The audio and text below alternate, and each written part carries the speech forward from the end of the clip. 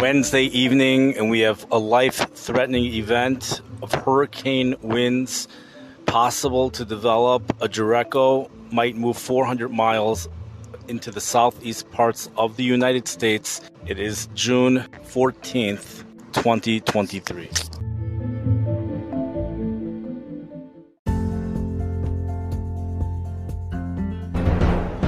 You are listening to Weather with Enthusiasm.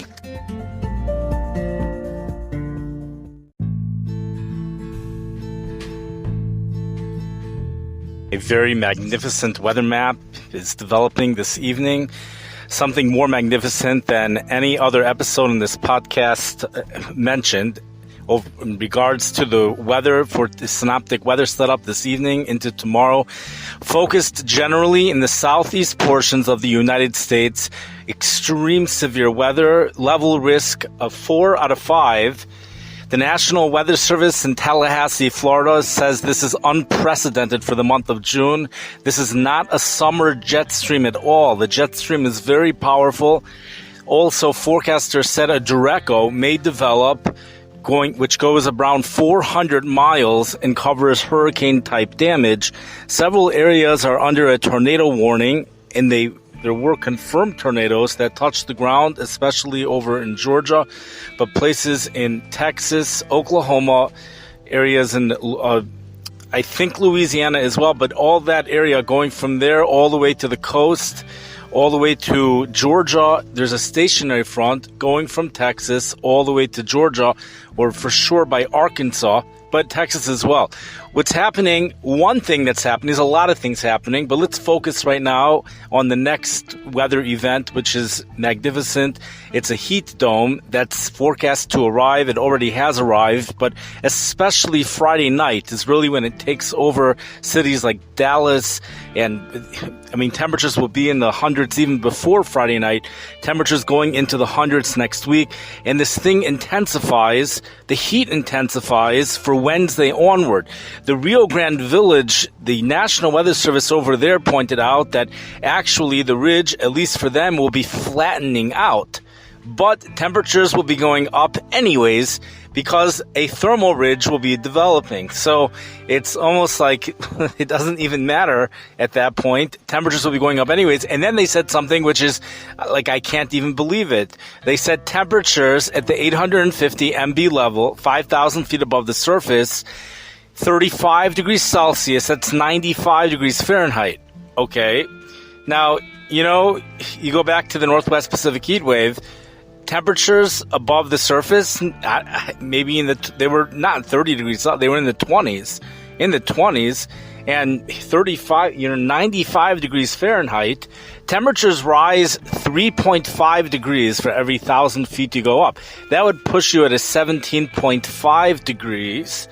By the time it hits the ground, a 17.5 degree rise from 95 degrees. It puts you at temperatures of 112.5. In reality, there are times, they say, especially this time of the year, there are places where you could expect a 24-degree rise. That's the max that I've ever seen, but I'm sure forecasters who have been doing this for many, many years probably have seen more, and there are times where we see significantly less, especially in the winter. It could only be 10 degrees, or sometimes it's even warmer up there than it is on the ground. But let's say you have a 24-degree rise, so then we're talking about temperatures going up to 119 degrees.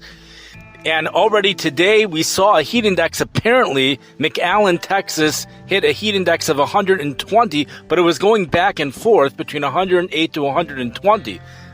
It's either that or it was the temperature. The National Weather Service in Brownsville wasn't clear, but I couldn't find any place which had a temperature of 120, so I assume it's the heat index.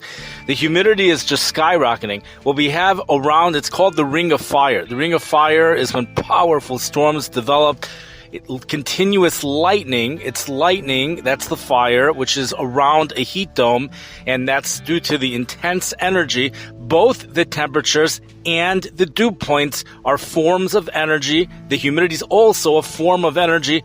In a certain way, it's actually even more efficient form of energy, and it produces these severe storms, and that's what's developing. So when you have a heat dome with this type of intensity, it's no wonder that we're getting such severe storms. But on top of that, apparently we also have a powerhouse jet stream. I have no idea why we have that. Even without that, though, we would have this, the ring of fire. But here we have this jet stream. And the Tallahassee, as we mentioned, the Tallahassee National Weather Service says that this is something which is unprecedented. Some of the numbers that we've mentioned in the past, yesterday really, from the Brownsville National Weather Service, is that at the 500 MB heights, this high pressure was expected to reach 595 decimeters. The New Orleans, Louisiana mentioned a different number, 591. We mentioned last year Memphis, Tennessee had a 594 decimeter high, which produced temperatures in the hundreds over the weekend. Here's the big thing. Baton Rouge, Louisiana is forecasted to have an afternoon high right around 100 degrees, and Baton Rouge has only reached 100 degrees 6 times since 1870.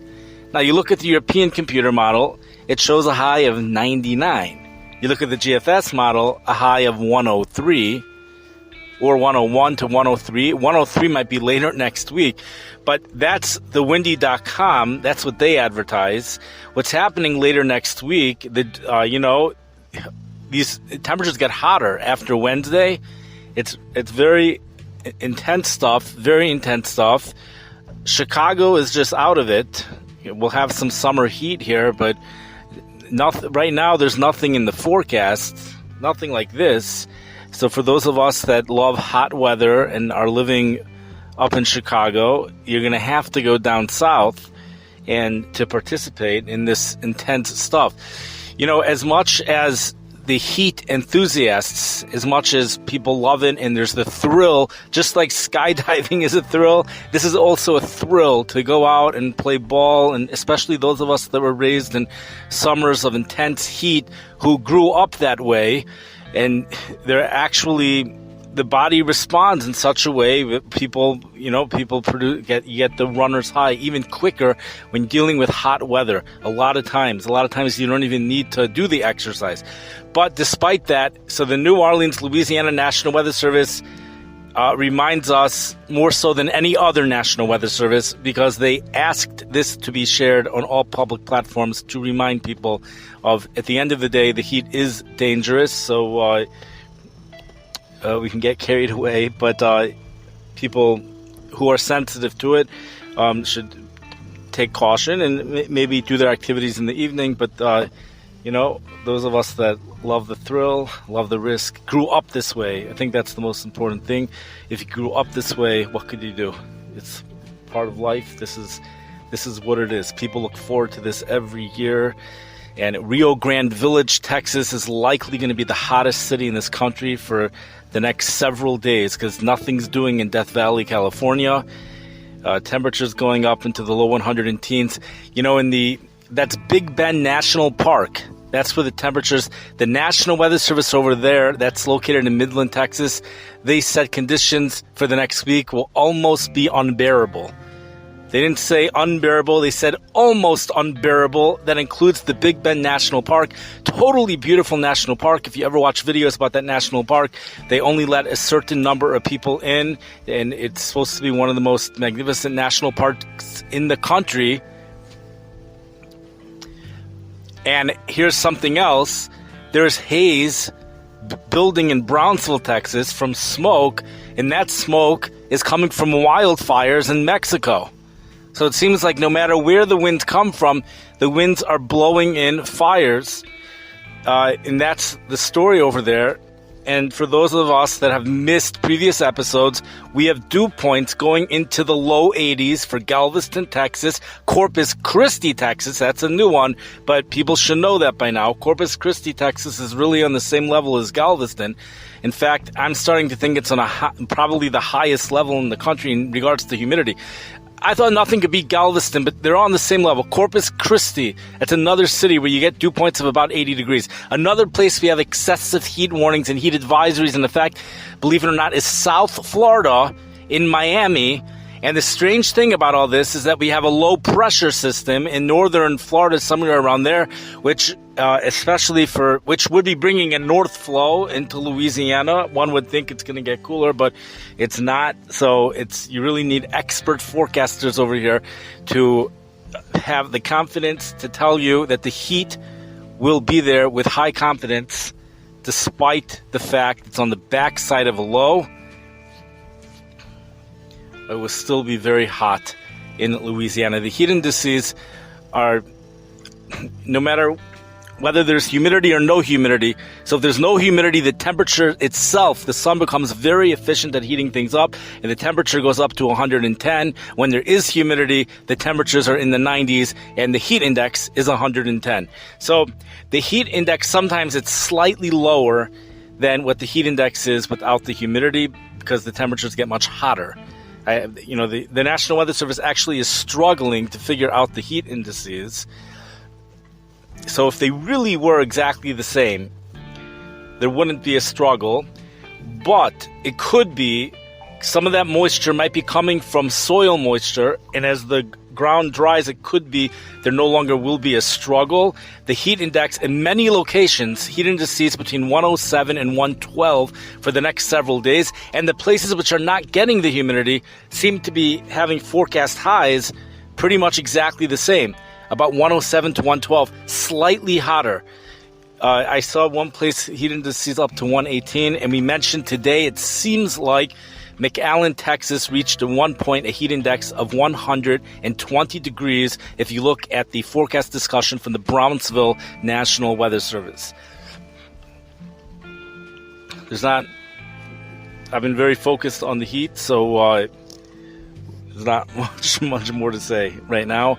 So everyone enjoy the weather, stay safe. There is a lot of severe weather going on, and we might want to be up to date. There's tornado warnings being issued as I speak right now, actually. So everyone stay safe and enjoy the weather after the severe storms move through. For those of us that love hot weather, and for those of us that don't, there's one other thing actually that's important to mention, that there are rip currents that are developing on the Texas shore. So people who are going out to the beaches. So what's interesting is that the National Weather Service is not telling people not to go. In Chicago, there's also rip currents on the Lake Michigan beaches. The National Weather Service usually tells people do not go swimming at all. Stay away. In Texas, they're telling people to consult a lifeguard before you go into the water. I don't know why there's a difference. Also, there's been upwelling with the water, which means cooler water has moved into the coast due to southeast winds, but cooler water over there, it's still very, very warm. The only thing that's going to happen, it produces some fog. Okay, we've said a lot, so everyone stay safe, enjoy the weather, and have a wonderful night and a wonderful week.